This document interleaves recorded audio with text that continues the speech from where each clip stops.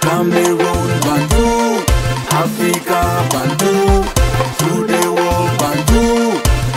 L'émission se joue avec cette information. C'est le week-end et demain, il y aura les matchs qui vont se jouer en ce qui concerne le MTN Elite Tour. On parle déjà de la 16e journée de MTN Elite Tour. Donc, c'est la phase 2, la deuxième phase.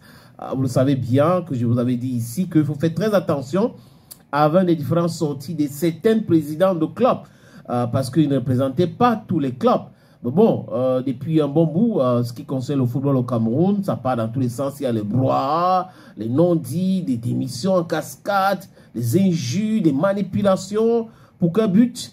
Ceux qui sont très avertis disent que c'est une histoire d'argent. Ça tourne autour de l'argent. Les amis, let me give you the program of MTN Elite Tour, the 16th day of play. Le communiqué a été signé par Faustin Blaise Bida du CTFP. Le secrétaire général du Conseil transitoire de football professionnel, le CTFP, informe les parties concernées et le public sportif que les matchs de la 16e journée poule A du championnat professionnel MTN Elite Tour, saison sportive 2024-2025, se joueront selon le programme ci-dessus.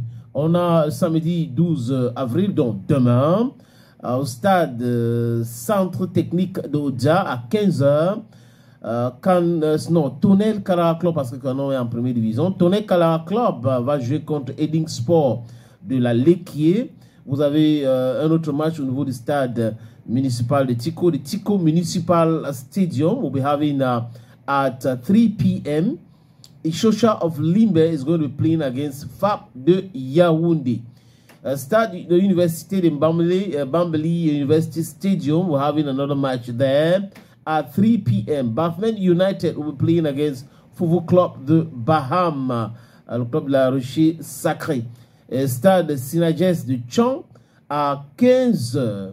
Djiko FC va jouer contre Aigle Royal de la Ménois. Les gens se sont posé des questions parce que les amis, le président de Djiko FC a envoyé une lettre à l'Africa Foot et public même pour dire qu'il abandonne le football, que c'est bon pour lui.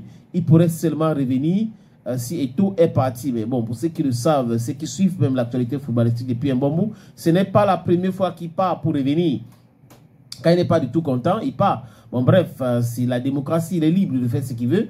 Bon, on se pose la question de savoir comment lui il est parti, son club est resté. Est-ce que l'Africa Foot a programmé pour voir ce qui va se passer avant de sanctionner le club ou, voilà, c'est bien dit. On attend donc voir si le club Djiko FC de Banjoun va se présenter au stade Sénages de Tchan demain à partir de 15h. Et après, nous allons vous donner le résultat une fois tombé et aussi le classement provisoire, ce qui concerne le MTN Elite Tour.